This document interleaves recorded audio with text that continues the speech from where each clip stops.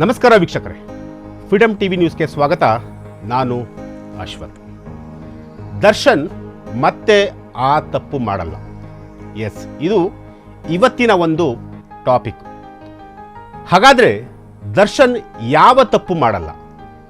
ಈಗಾಗಲೇ ರೇಣುಕಾಸ್ವಾಮಿಯವರ ಹತ್ಯೆ ಪ್ರಕರಣದಲ್ಲಿ ದರ್ಶನ್ ಸೇರಿದಂತೆ ಒಟ್ಟು 7 ಜನ ಆರೋಪಿಗಳಿಗೆ ಸುಪ್ರೀಂ ಕೋರ್ಟ್ ಬೇಲನ್ನು ರಿಜೆಕ್ಟ್ ಮಾಡಿ ಅವರನ್ನು ಜೈಲಿಗೆ ಕಳಿಸಿದ್ದಾರೆ. ಈಗಾಗಲೇ ದರ್ಶನ್ ಕೂಡ ಕಳೆದ 1 ವಾರದಿಂದ ಪರಪ್ಪನ ಅಗ್ರಹಾರದಲ್ಲಿ ಜೈಲಿನ ಸೆರವಾಸವನ್ನು ಅನುಭವಿಸುತ್ತಿರುವಂತಹ ಒಬ್ಬ ಕೈದಿ. ದರ್ಶನ್ ಕಳೆದ ಬಾರಿಯೂ ಕೂಡ ಅಂದರೆ ಜೂನ್ 8ನೇ ತಾರೀಕು ರೇಣುಕಾಸ್ವಾಮಿಯವರ ಹತ್ಯೆ ಆಗುತ್ತೆ.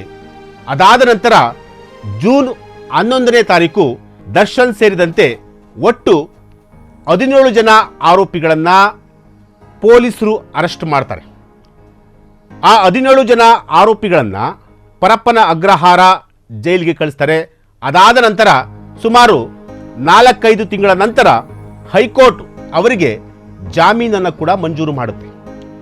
ಜಾಮೀನು ಮಂಜೂರು ಆದ ಮೇಲೆ ಸುಮಾರು 1 ವರ್ಷಗಳ ಕಾಲ ಅಂದರೆ 9 ರಿಂದ 10 ತಿಂಗಳ ಕಾಲ ದರ್ಶನ್ ಹಾಗೂ ಅವರ ಗ್ಯಾಂಗ್ ಹೊರಗಡೆ ಬರುತ್ತೆ, ಹೊರಗಡೆ ಕೂಡ ಇರ್ತಾರೆ. ಡೆವಿಲ್ ಸಿನಿಮಾದಲ್ಲಿ ದರ್ಶನ್ ಶೂಟಿಂಗ್ ಅಲ್ಲಿ ಪಾಲ್ಗೊಂಡ್ರೆ ಮತ್ತೆ ಅವರ ಸಹಚರರು ಬೇರೆ ಬೇರೆ ಕೆಲಸ ಮಾಡಿಕೊಂಡು ಆರಾಮಾಗಿರ್ತಾರೆ. ಈ ನಡುವೆ ಸರ್ಕಾರ ದರ್ಶನ್ ವಿರುದ್ಧ ಮೇಲ್ಮನವಿಯನ್ನ ಸಲ್ಲಿಸಬೇಕು ಅಂತ ಹೇಳಿ ಪೊಲೀಸ್ ಆಯುಕ್ತರಿಗೆ ಸೂಚನೆಯನ್ನು ಕೊಡುತ್ತಾರೆ. ಆ ಒಂದು ಸೂಚನೆ ಆಧಾರದ ಮೇಲೆ ಪೊಲೀಸ್ ಆಯುಕ್ತರು ಜೊತೆಗೆ ಅವರ ತಂಡ ಸುಪ್ರೀಂ ಕೋರ್ಟ್ಗೆ ಮೇಲ್ಮನವಿಯನ್ನು ಸಲ್ಲಿಸ್ತಾರೆ. ಮೇಲ್ಮನವಿಯನ್ನು ಸಲ್ಲಿಸಿದ ಮೇಲೆ ಒಂದು ಸುಮಾರು 2-3 ತಿಂಗಳ ಕಾಲ ವಾದ ವಿವಾದ ನಡೆಯುತ್ತೆ. ದರ್ಶನ್ ಪರ ವಕೀಲರು ಕೂಡ ವಾದ ಮಾಡ್ತಾರೆ. ಜೊತೆಗೆ ರೇಣುಕಾಸ್ವಾಮಿಯವರ ಪರನೂ ಕೂಡ ಅಂದರೆ ಸರ್ಕಾರದ ವಕೀಲರು ಕೂಡ ಸರ್ಕಾರದ ಪರವಾಗಿ ವಕೀಲರು ಕೂಡ ವಾದವನ್ನು ಮಂಡಿಸ್ತಾರೆ. ಫೈನಲಿ ದರ್ಶನ್ ಅವರ ಬೇಲನ್ನು ಆಗಸ್ಟ್ 13ನೇ ತಾರೀಕು 2025 ಅಂದರೆ ಕಳೆದ 1 ವಾರಗಳ ಹಿಂದೆ ಅಷ್ಟೇ ದರ್ಶನ್ ಬೇಲನ್ನು ಸುಪ್ರೀಂ ಕೋರ್ಟ್ ರಿಜೆಕ್ಟ್ ಮಾಡುತ್ತೆ. ಸುಪ್ರೀಂ ಕೋರ್ಟ್ ರಿಜೆಕ್ಟ್ ಮಾಡಿದ ನಂತರ ದರ್ಶನ್ ಹಾಗೂ ಅವರ ಸಹಚರರು ಒಟ್ಟು 7 ಜನ ಆರೋಪಿಗಳು ದರ್ಶನ್, ಪವಿತ್ರಾ ಗೌಡ, ನಾಗರಾಜ್ ಜೊತೆಗೆ ಮತ್ತೆ ಇತರರು ಅವರೆಲ್ಲರೂ ಕೂಡ ಸದ್ಯ ಪರಪ್ಪನ ಅಗ್ರಹಾರ ಜೈಲಿನಲ್ಲಿದ್ದಾರೆ. ದರ್ಶನ್ ಕೂಡ ಪರಪ್ಪನ ಅಗ್ರಹಾರದಲ್ಲಿ ಹಿಂದೆ ಮಾಡಿದ ತಪ್ಪುಗಳನ್ನು ಮತ್ತೆ ಖಂಡಿತವಾಗಲೂ ಕೂಡ ಮಾಡೋದಕ್ಕೆ ಹೋಗಲ್ಲ. ಯಾಕೆಂತಂದರೆ ದರ್ಶನ್ ಮತ್ತೆ ಆ ತಪ್ಪು ಮಾಡಲ್ಲ. ನಾವು ಇದೇ ಕಾರಣಕ್ಕೋಸ್ಕರ ಆ ಒಂದು ಟೈಟಲನ್ನು ಇಟ್ಟಿರೋದು. ಯಾಕೆಂತಂದರೆ ದರ್ಶನ್ ಹಿಂದೆ ಅಂದರೆ ಪರಪ್ಪನ ಅಗ್ರಹಾರ ಜೈಲಿನಲ್ಲಿ ಇದ್ದಂತಹ ಸಂದರ್ಭದಲ್ಲಿ ವಿಲ್ಸನ್ ಗಾರ್ಡನ್ ನಾಗ, ನಟೋರಿಯಸ್ ಪಾತಕಿ, ಆತನ ಜೊತೆ ಒಂದು ಟೇಬಲ್ನಲ್ಲಿ ಕುಳಿತುಕೊಂಡು ಒಂದು ಕೈಯಲ್ಲಿ ಕಾಫಿ ಮಗ್ಗನ್ನು ಇಟ್ಕೊಂಡು ಮತ್ತೊಂದು ಕೈಯಲ್ಲಿ ಸಿಗರೆಟನ್ನು ಇಟ್ಕೊಂಡು ಬಿಂದಾಸಾಗಿ ಅಂದರೆ ಯಾವುದಾದ್ರೂ ಒಂದು ಸಿನಿಮಾದಲ್ಲಿ ಶೂಟಿಂಗ್ ಮುಗಿದ ತಕ್ಷಣ ಒಂದು ಸ್ವಲ್ಪ ಬ್ರೇಕ್ ತೆಗೆದುಕೊಳ್ತಾರಲ್ಲ, ಆ ಬ್ರೇಕ್ ಸಮಯದಲ್ಲಿ ದರ್ಶನ್ ಆ ಒಂದು ಸಂದರ್ಭದಲ್ಲಿ ಹೇಗೆ ವರ್ತನೆಯನ್ನು ಮಾಡ್ತಾ ಇದ್ರು ಅದೇ ರೀತಿಯಾಗಿ ಜೈಲಿನಲ್ಲೂ ಕೂಡ ಅದು ಕೂಡ ವಿಲ್ಸನ್ ನಾಗನ ಅವನ ಜೊತೆ ಕೂತ್ಕೊಂಡು ಆ ರೀತಿಯಾದಂತಹ ಒಂದು ವರ್ತನೆಯನ್ನು ತೋರಿಸಿದ್ದ. ಆ ಒಂದು ಫೋಟೋ ಜಗಜ್ಜಾಹಿರವಾಗಿತ್ತು. ಅದಾದ ಮೇಲೆ ಏನೆಲ್ಲ ಡೆವಲಪ್ಮೆಂಟ್ ಆಯಿತು ಅದೆಲ್ಲವೂ ಕೂಡ ನಿಮಗೆ ಗೊತ್ತಿದೆ. ಆದರೆ ಈಗ ದರ್ಶನ್ ಮತ್ತೆ ಆ ತಪ್ಪು ಮಾಡೋದಕ್ಕೆ ಹೋಗ್ತಾ ಇಲ್ಲ. ಕಳೆದ 1 ವಾರದಿಂದಲೂ ಕೂಡ ದರ್ಶನ್ ತಾನಾಯಿತು, ತನ್ನ ಕೆಲಸವಾಯಿತು, ಈ ರೀತಿಯಾಗಿ ದರ್ಶನ್ ಜೈಲಿನಲ್ಲಿ ಕಾಲವನ್ನು ಕಳೀತಿದ್ದಾರೆ ವಿನಃ ಆ ರೀತಿಯಾದಂತಹ ಒಂದು ತಪ್ಪನ್ನು ಮತ್ತೆ ಮಾಡಲಿಕ್ಕೆ ಹೋಗ್ತಾ ಇಲ್ಲ. ಅಂದರೆ ಈಗಾಗಲೇ ದರ್ಶನ್ಗೂ ಕೂಡ ಅರ್ಥವಾಗಿರುವಂತಹದ್ದು ಅಂದರೆ ನಾನೇನಾದರೂ ಮತ್ತೆ ಅದೇ ರೀತಿಯಾದಂತಹ ತಪ್ಪುಗಳನ್ನು ಮಾಡಿದ್ರೆ ಮತ್ತೆ ನನಗೆ ಬೇರೆ ರೀತಿಯಾದಂತಹ ಒಂದು ವಾತಾವರಣ ಜೈಲಿನಲ್ಲೂ ಕೂಡ ಆಗುತ್ತೆ, ಜೊತೆಗೆ ಹೊರಗಡೆಯೂ ಕೂಡ ಬೇರೆ ರೀತಿಯಾಗಿ ನಾನು ಪೋಟ್ರೆ ಆಗಿ ಕಾಣ್ತೀನಿ ಅನ್ನೋದು ಕೂಡ ಸ್ವತಃ ದರ್ಶನ್ಗೂ ಕೂಡ ಅರಿವಾಗಿದೆ.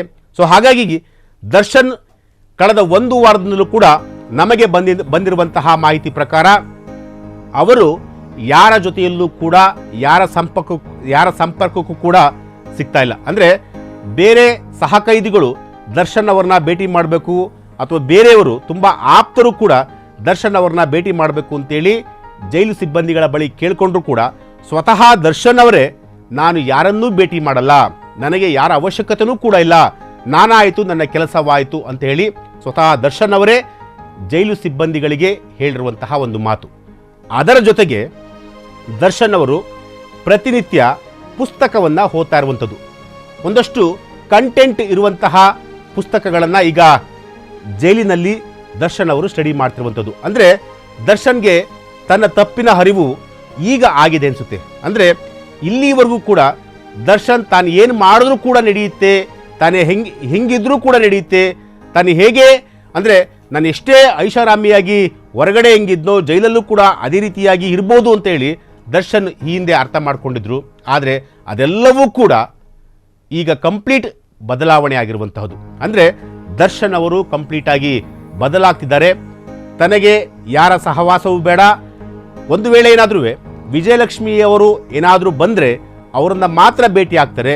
ಅದನ್ನು ಹೊರತುಪಡಿಸಿದರೆ ಬೇರೆ ಯಾರನ್ನೂ ಕೂಡ ಇಲ್ಲಿವರೆಗೂ ಕೂಡ ಅವರು ಭೇಟಿಯಾಗುವಂತಹ ಒಂದು ಮುನ್ಸೂಚನೆಯನ್ನು ಕೂಡ ಕೊಟ್ಟಿಲ್ಲ. ಜೊತೆಗೆ ಅವರು ಕೂಡ ಆ ಒಂದು ಭೇಟಿಯಾಗುವಂತಹ ಒಂದು ಸಂದರ್ಭವನ್ನು ಅವರು ಕೂಡ ತಂದುಕೊಂಡಿಲ್ಲ. ಅಂದರೆ ಇಲ್ಲಿ ನಾವೇನು ಹೇಳೋದಕ್ಕೆ ಹೊರಟಿದ್ದೀವಿ ಅಂತಂತಂದರೆ ದರ್ಶನ್ ಖಂಡಿತವಾಗ್ಲೂ ಮತ್ತೆ ಆ ತಪ್ಪನ್ನು ಮಾಡಬಾರ್ದು ಕೂಡ. ಯಾಕೆಂತಂದರೆ ಈ ಹಿಂದೆ ಆದಂತಹ ಡೆವಲಪ್ಮೆಂಟು ಖಂಡಿತವಾಗ್ಲೂ ದರ್ಶನ್ಗೆ ಬಹಳ ದೊಡ್ಡ ಮಟ್ಟದಲ್ಲಿ ಡ್ಯಾಮೇಜ್ ಆಗಿರುವಂತಹದ್ದು. ಅವತ್ತು ವಿಲ್ಸನ್ ಗಾರ್ಡನ್ ನಾಗ ಅವನ ಜೊತೆ ಏನಾದರೂ ಆ ರೀತಿಯಾದಂತಹ ಒಂದು ಬೆಳವಣಿಗೆ ಆಗದೇ ಇದ್ದಿದ್ರೆ ಖಂಡಿತವಾಗ್ಲೂ ದರ್ಶನ್ಗೆ ಬೇರೆ ರೀತಿಯಾದಂತಹ ಒಂದು ಇಮೇಜ್ ಹೊರಗಡೆ ಇರ್ತಾ ಇತ್ತು. ಆದರೆ ಈಗ ಆ ಇಮೇಜ್ಗೆ ಖಂಡಿತವಾಗ್ಲೂ ಮತ್ತೆ ದರ್ಶನ್ ಹೋಗೋದಿಲ್ಲ. ಯಾಕೆಂತಂದರೆ ದರ್ಶನ್ಗೆ ತನ್ನ ತಪ್ಪಿನ ಅರಿವಾಗಿರುವಂತಹದ್ದು. ಮತ್ತೆ ಪುನಃ ನಾನು ಇದೇ ರೀತಿಯಾದಂತಹ ತಪ್ಪುಗಳನ್ನು ಮಾಡ್ಕೊಂಡು ಬಂದರೆ ಖಂಡಿತವಾಗ್ಲೂ ಮುಂದೊಂದು ದಿನ ನನಗೆ ಈ ಒಂದು ಪ್ರಕರಣದಲ್ಲಿ ದೊಡ್ಡ ಮಟ್ಟದಲ್ಲಿ ಡ್ಯಾಮೇಜ್ ಆಗುತ್ತೆ ಅಂತೇಳಿ ದರ್ಶನ್ಗೆ ಅರಿವಾಗಿದೆ. ಸೊ ಹಾಗಾಗಿ ಈಗ ದರ್ಶನ್ ಅವರು ತಾನಾಯಿತು ತನ್ನ ಕೆಲಸವಾಯಿತು ಅಂತೇಳಿ ಜೊತೆಗೆ ಒಂದಷ್ಟು ಬುಕ್ಸ್ಗಳನ್ನು ಓದುವಂತಹ ಒಂದು ಕೆಲಸವನ್ನು ದರ್ಶನ್ ಮಾಡ್ತಿರುವಂಥದ್ದು. ಎಸ್, ಇದು ನಿಜಕ್ಕೂ ಒಂದು ಒಳ್ಳೆಯ ಬೆಳವಣಿಗೆ ಅಂದರೂ ಕೂಡ ತಪ್ಪಾಲಿಕ್ಕಿಲ್ಲ. ಯಾಕೆಂತಂದರೆ ದರ್ಶನ್ ಖಂಡಿತವಾಗ್ಲೂ ಬದಲಾಗಬೇಕು. ಯಾಕೆಂತಂದರೆ ದರ್ಶನ್ ಅವರನ್ನ ನಂಬಿಕೊಂಡು ಹಲವು ಜನ ನಿರ್ಮಾಪಕರು ಹೊರಗಡೆ ಕಾಯ್ತಾ ಇದ್ದಾರೆ. ಈಗಾಗಲೇ ಅವರ ಮುಂಬರುವಂತಹ ಒಂದು ಸಿನಿಮಾ ಡೆವಿಲ್ ಸಿನಿಮಾ ಕೂಡ ಇದೇ ಭಾನುವಾರ ಅಂದರೆ 24ನೇ ತಾರೀಕು ಅವರ ಒಂದು ಸಾಂಗ್ಸ್ ಕೂಡ ಅಂದರೆ ಇದ್ರೆ ನೆಮ್ಮದಿಯಾಗಿರಬೇಕು ಆ ಒಂದು ಸಾಂಗ್ಸ್ ಕೂಡ ಆಗಸ್ಟ್ 15ನೇ ತಾರೀಕು ರಿಲೀಸ್ ಆಗಬೇಕಾಯಿತು. ಆದರೆ ದರ್ಶನ್ ಅವರು ಯಾವಾಗ ಜೈಲಿಗೆ ಹೋದ್ರು ಆ ಸಾಂಗ್ಸ್ ಕೂಡ ಪೋಸ್ಟ್ಪೋನ್ ಆಯಿತು. ಈಗ ಮತ್ತೆ ಆ ಸಾಂಗ್ಸ್ ಕೂಡ ರಿಲೀಸ್ ಆಗ್ತಾ ಇದೆ. ಸೊ ಹಾಗಾಗಿ ದರ್ಶನ್ ಅವರ ಅಭಿಮಾನಿಗಳಿಗೆ ಇದು ಒಂದು ದೊಡ್ಡ ಖುಷಿಯಾದಂತಹ ಒಂದು ವಿಚಾರ. ಇಲ್ಲಿ ನಾವು ಒಂದು ವಿಚಾರವನ್ನು ಹೇಳಲೇಬೇಕಾಗುತ್ತೆ. ನಟ ದರ್ಶನ್ ಅವರು ಬದಲಾಗಬೇಕು, ಬೇರೆಯವ್ರಿಗೋಸ್ಕರ ಬದಲಾಗಬಾರ್ದು. ಖಂಡಿತವಾಗ್ಲೂ ತಮಗೋಸ್ಕರನಾದರೂ ಅವರು ಬದಲಾಗಬೇಕು, ತಮ್ಮ ಕುಟುಂಬಕ್ಕೋಸ್ಕರನಾದರೂ ಕೂಡ ಅವರು ಬದಲಾಗಬೇಕು. ಜೊತೆಗೆ ಅವರನ್ನು ನಂಬಿರುವಂತಹ ನಿರ್ಮಾಪಕರಿಗೋಸ್ಕರ ಆದರೂ ಕೂಡ ದರ್ಶನ್ ಬದಲಾಗಬೇಕು. ಸೊ ಎಸ್, ಇದು ಇವತ್ತಿನ ಒಂದು ಮೈನ್ ಟಾಪಿಕ್. ನಾಳೆ ಮತ್ತೊಂದು ವಿಶೇಷವಾದಂತಹ ಟಾಪಿಕ್ನೊಂದಿಗೆ ನಾನು ನಿಮ್ಮನ್ನು ಭೇಟಿ ಆಗ್ತೀನಿ. ನಿರಂತರ ಸುದ್ದಿಗಾಗಿ ನೋಡ್ತಾ ಇರಿ ಫ್ರೀಡಮ್ ಟಿವಿ ನ್ಯೂಸ್. ಕ್ಷಣ ಕ್ಷಣದ ಸುದ್ದಿಗಳಿಗಾಗಿ ಫ್ರೀಡಮ್ ಟಿವಿ ಸಬ್ಸ್ಕ್ರೈಬ್ ಮಾಡಿ, ಲೈಕ್ ಮಾಡಿ ಹಾಗೂ ಫಾಲೋ ಮಾಡಿ. ಹೊಸ ಸುದ್ದಿಗಳ ನೋಟಿಫಿಕೇಶನ್ಗಾಗಿ ಬೆಲ್ ಐಕಾನ್ ಮೇಲೆ ಕ್ಲಿಕ್ ಮಾಡಿ.